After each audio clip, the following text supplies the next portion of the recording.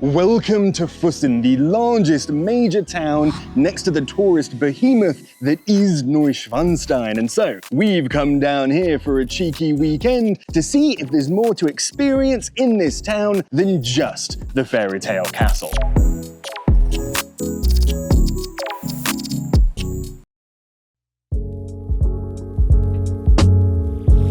Now, Füssen itself sits at the very end of the Romantic Road, one of our absolute most favorite tour routes in all of Germany. The only problem is, towns along this road run the full gamut from over-touristed hellscapes to the most hidden gems you've ever not heard of. Which will Füssen be?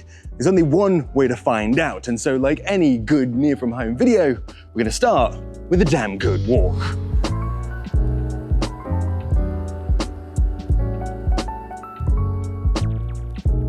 And one of the very best ways to learn the story and the history of Füssen is to pay attention to all of the small architectural details that are so easy to overlook. The murals, and in particular, the fountains.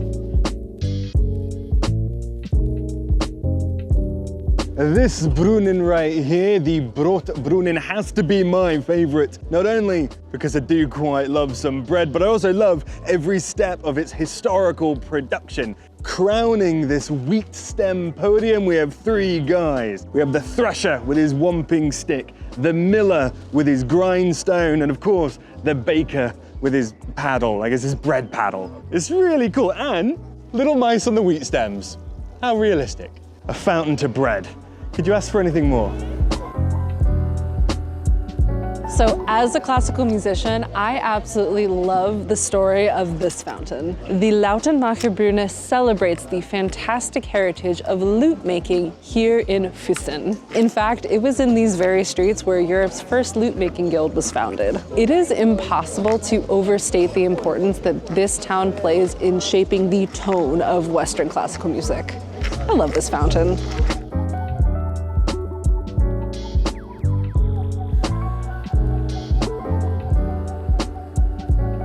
Surely the best part of any walk has to just be marveling at all of the architecture, right? And here in Füssen, with that castle and the monastery looming over us, is just beautiful. Though you can kind of say that about many places on the Romantic Road.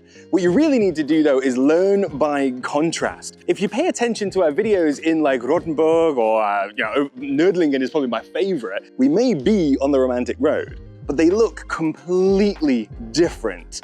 The difference that you should be looking for is in all of the housing themselves, in the Fachwerk, the half timber. Where is it?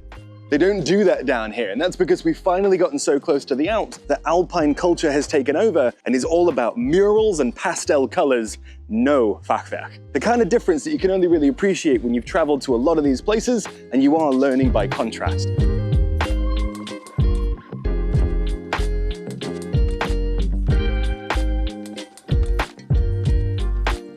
And you know, while exploring a small Bavarian town, I found the bronze map. I absolutely love these things.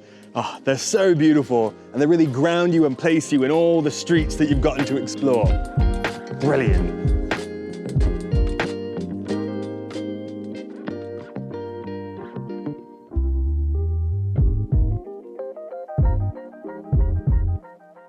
Now this is a very cool detail, or at least to me, and in all my times visiting this town, I've never noticed it until now. You see, this arch is here to represent, to commemorate the Via Claudia Augusta and Fussen's Roman heritage. It's been put in the exact place of an archway 2,000 years ago that would allow entry down the road, taking tolls, taking permission, making sure that everything was all right. They've even put a little bit of cobblestone there to represent the fact that this is the way through. Now it's an apothecary, but representing the Roman heritage, I think that's really cool.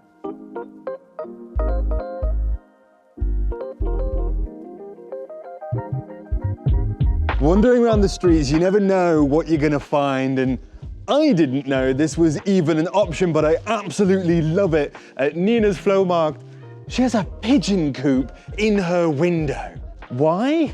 I don't think you need to explain a love for pigeons. They're fantastic animals. But I didn't know you could bring them into your house. Oh.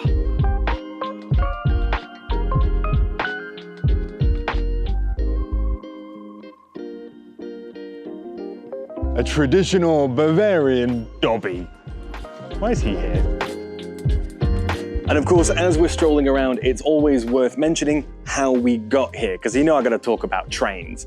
You see, many people going to Neuschwanstein, to Füssen, well, they book a lot of tours, which I think is just kind of, in my opinion, a bit of a waste of money. There is a direct train from Munich to Füssen, and I would recommend you take it just as I did. I don't like it when people rent cars to drive along train tracks. If you want to rent a car, I've got videos to help you do it. But if you're not doing anything that needs it, take the train. It's easy.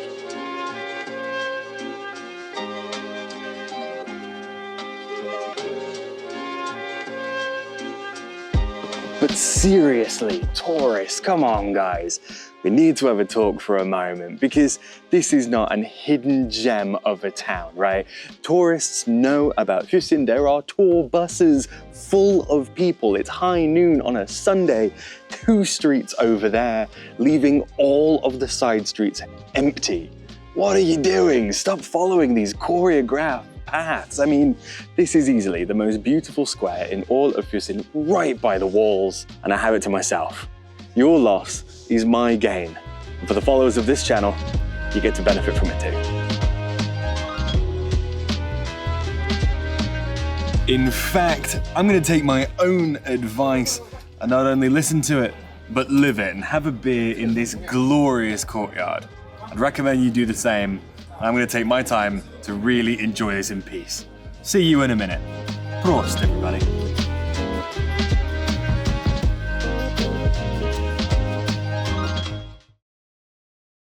Now, I don't know about you, but that sky looks like it's threatening to rain. Not a lot, but just enough that I think we need to go somewhere inside. But luckily in Füssen, that is not hard to do. They have an amazing city museum that should have some pretty impressive collections. So let's go check out a small, specific, local museum, and hopefully by the time we get done, the rain will have passed.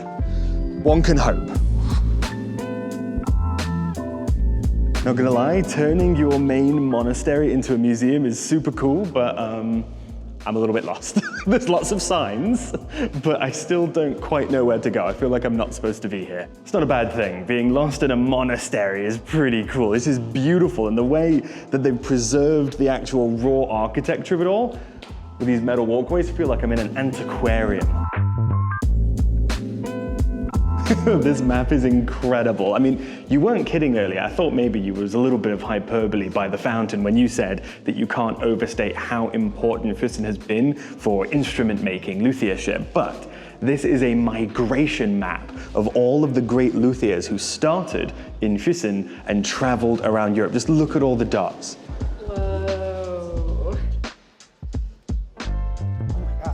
So many once you get to Germany. Every single dot, a new student, a new master, and spreading the Füssen lineage of instrument making. Man, you didn't overstate it at all. I'm so excited because in the history of this channel, we have been to plenty of violin making museums, but this is my first time at a lute making museum. Oh, man. Not bad for the first lute making museum.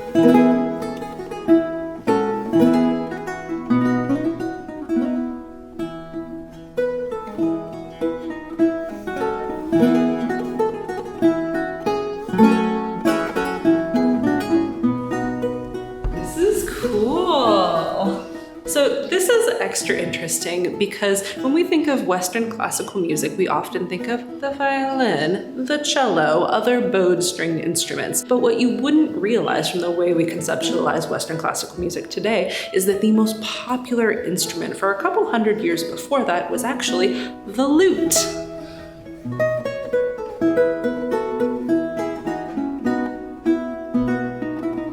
It is so underappreciated for how popular it was, but after the violin came onto the scene, we just all kind of forgot, and it still blows my mind to this day. The lute is so cool. I don't know, I've never seen a lute up close before. I feel kind of dumb, but I didn't realize that it's a bunch of strips sort of fused together. It is so cool how they like show you how the lute is made. Yeah, extremely cool. Very different than the violin, actually. I'm learning a lot.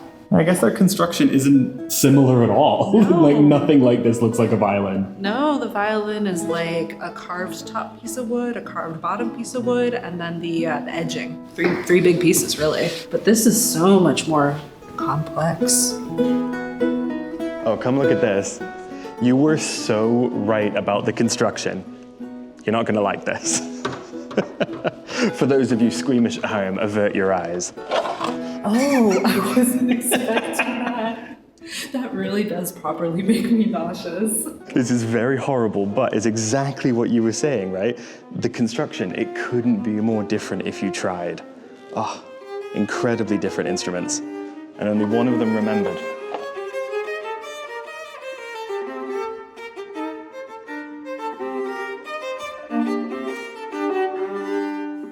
This museum is really good. As a violist, my instrument is usually overlooked, but not only do they have really good viola representation here, they went out of their way to show the predecessor to the viola da gamba and the viola de amor. I'm kind of geeking out.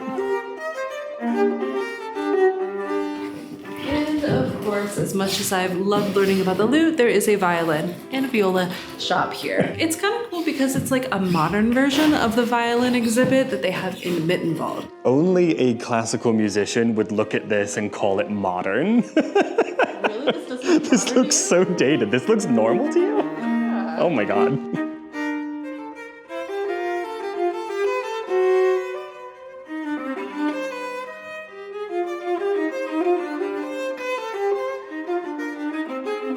This museum has just absolutely blown me away, and I'm not even sure which bit I'm referencing when I say that. You know, the violins, the lutes, the fact that we're in this amazing abbey. It's just such a beautiful place to be. I think so many people would benefit from coming here. It's just gorgeous. There's so much to look at. Yet again, a small, specific, and highly local museum has delivered. They always do, right? And I can't believe no one else is covering this. You gotta come here.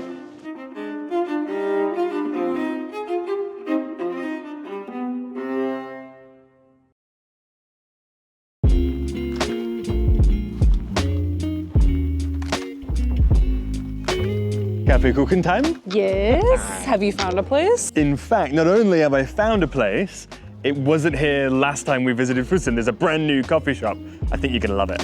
I'm intrigued. Oh, danke. Is that a small? No, I got you a large. Oh, okay. I'm gonna be wired. Looks pretty good though, huh? Looks really good. It's just so ridiculous. I love traditional German coffee shops. You don't need to come at me in the comments. But if this is the kind of influence that international tourists are having, I don't mind that so much myself. This is so cool. Oh, I haven't had a frappe in years.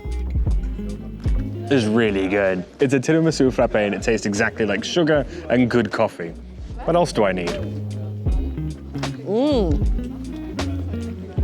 That is very sweet. I'm not used to things being that sweet since leaving the United States. A classic American frappe. This is like Starbucks, but very high quality. Oh yeah. What a drink.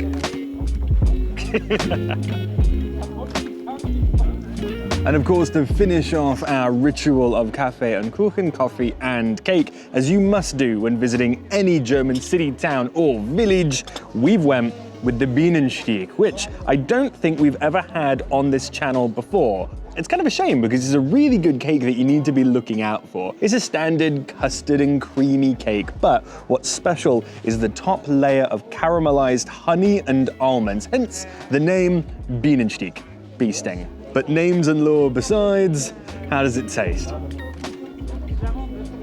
It's delicious. I mean, how could it be anything else? The best thing about Bienenstich, if you ask me, is just how wholesome of a flavor it is. It's so simple with that cold cream and the complex honey. It's just sweet and delicious. Perfect for a summer day. I wish it were a little hotter outside. But it's a really good cake.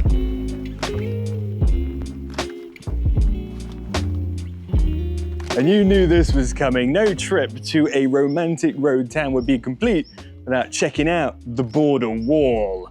Füssen, however, has kind of suffered from its own success in the way that they knock the walls down. You know, they can be quite inconvenient, and not every town has the resolve of Nördlingen to keep every single brick intact.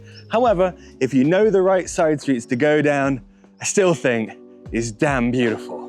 Just wish I could walk more of it.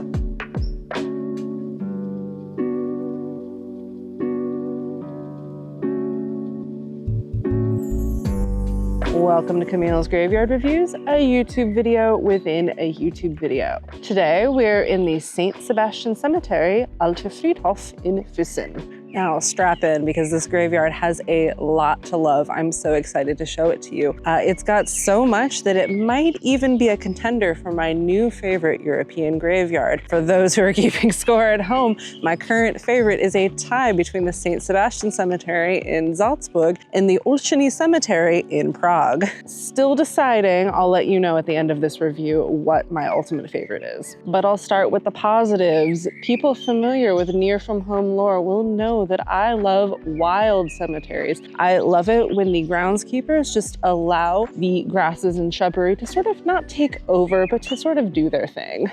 So we have a lot of overgrown grasses, some beautiful wildflowers, and some trees that are even sort of reclaiming some of the older gravestones.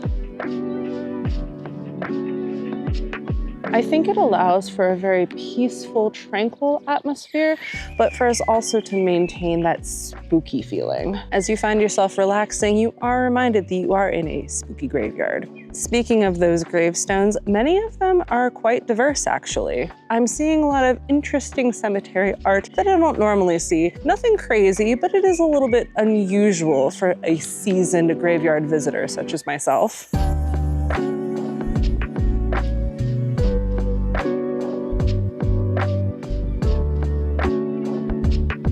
Now, fans of the channel will know that when... Oh, that scared me. I thought there was a man behind me.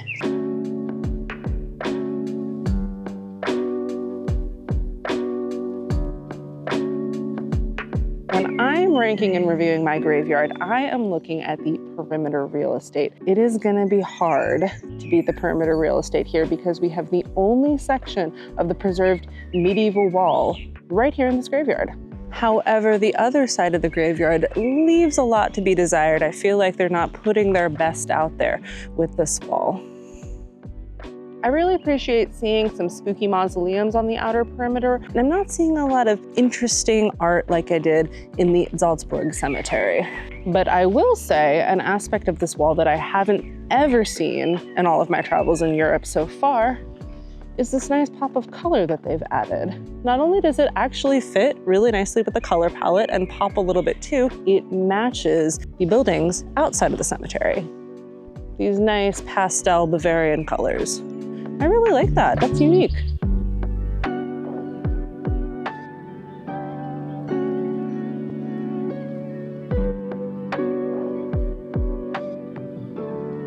So all in all, I think that I would actually rank this graveyard under the St. Sebastian Cemetery in Salzburg and the Olsztyn Cemetery in Prague if it wasn't for the fantastic medieval wall we've got over on that side. Ben and I have been a little disappointed that Füssen doesn't have a fantastic medieval wall like some of the other towns on the Romantic Road, so it was a wonderful surprise to see it hiding in this graveyard. So for my final review, I'm gonna give this graveyard 12 out of 10 ghosts.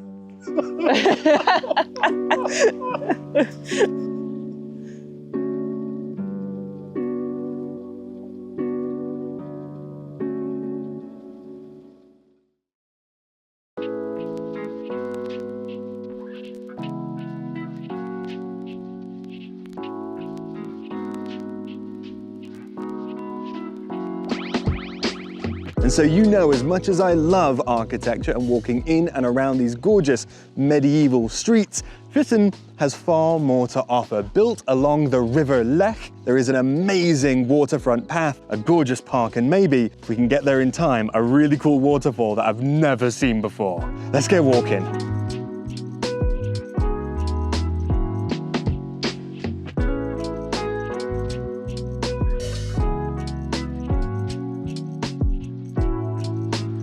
Camille, are they telling us the temperature because they think we might go in it?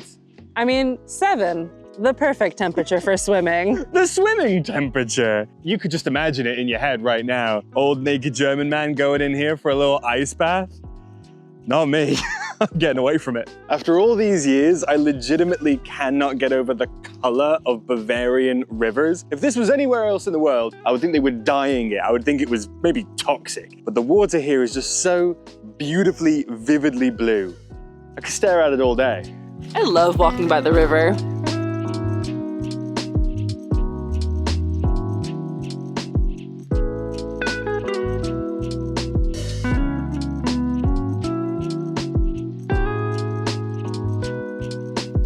Now, besides the 2 massive monasteries in this town, there's also a really cool castle looming on high. Its construction dates back to the 1200s, where it was made illegally. How cool is that? But unfortunately, there seems to be a bit of an impromptu closure.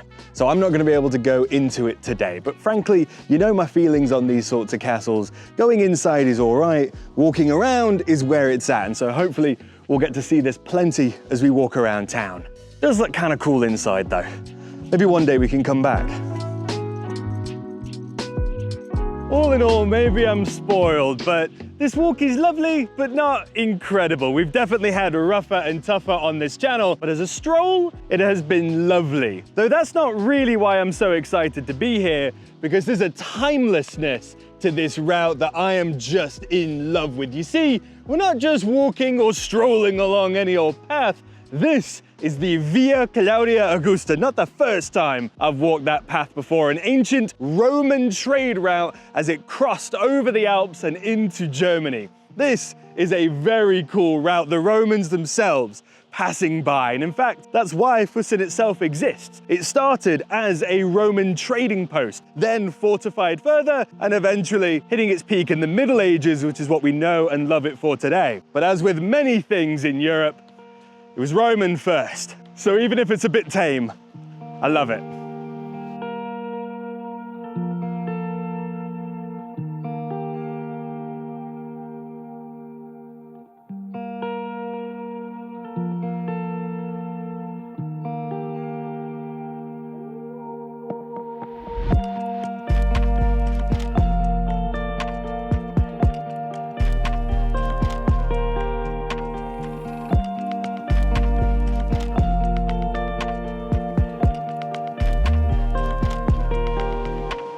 And at last now we make it to the Lech Falls, which, I know what you're thinking, as far as man-made waterfalls go, they don't look that impressive. That is until you remind yourself that those were built in 1784 by the government of Füssen after a particularly bad flood destroyed every single one of the flour mills downstream. So that is a proper antique man-made waterfall, if I do say so myself. It is so cool, and it's important to learn your history in these ways, because otherwise that might not look that good. This is a unique part of the Bavarian industrial heritage, and I absolutely love it. This bridge in particular as well is incredibly cool because, well, never before have I had such a sight like this. To my left, just a wide open river. It's actually Austria over there, by the way. And to our right, almost immediately, as if by magic, we have this incredibly narrow gorge. One of the other benefits of this waterfall was the fact that now you couldn't take your log rafts all the way through. A lot of people were upset by that, but not really, because that gorge is incredibly dangerous. So it's a win-win. Protection from floods, protection from ourselves. This is a damn good waterfall.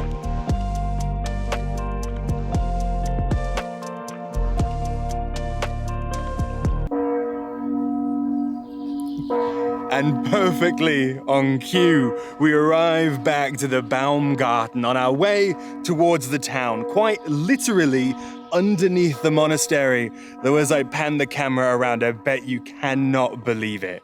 This is a glorious park. It's also the exact kind of thing that I think after living in Bavaria for so many years, it's easy to take for granted. But thinking back to all those years ago, Those first few videos on the channel, visiting Neuschwanstein, not knowing what I was getting into, fresh off the boat, I was stunned by this park. And I'm still stunned today, as long as I take a moment to think about it. The way that Bavarian villagers have maintained their identity. They haven't just fallen over into complete sprawl, ruining the fields, the pastures, and the tree-lined parks, keeping them intact next to the village. It is one of the best things about this area of the world, and I love them for it, and I love this park. Whether you're going all the way to the waterfall or just looking for a small break from the hustle and bustle inside Füssen, you need to come to the Baumgarten. You need to relax and really just enjoy being in nature, and the fact that it's so accessible that close to town. Plus, if that isn't enough for you, a little bit of philosophy, a little bit of nature, there's also a really cool ruin. What more could you be looking for in the Baumgarten? Though admittedly, she's not a real ruin. This dates back to 1897 and was actually a reservoir built much like Neuschwanstein to evoke the idea of a romanticized past, but never truly coming from it. The goal with this structure was to be beautiful to look at, and even though water no longer streams down its facade, it is still beautiful. It's still doing its duty. It's really cool looking.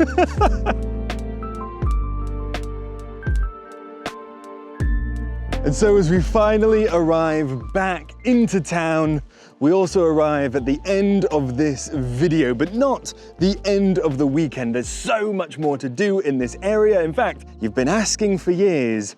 We're going to show you a proper deep dive into a classic Bavarian hotel, warts and all. It's going to be pretty interesting, I think. There's a lot more to film. So as I put down the camera on this video, I'm going to pick it up for the next. So please do like, comment, and subscribe. Show us some support. Tip if you think we've earned it, and stay tuned for the next few videos in this series. I couldn't be happier if I tried. I hope you've enjoyed this half as much as I've enjoyed filming it, and I will see you in the next video, wherever that might be.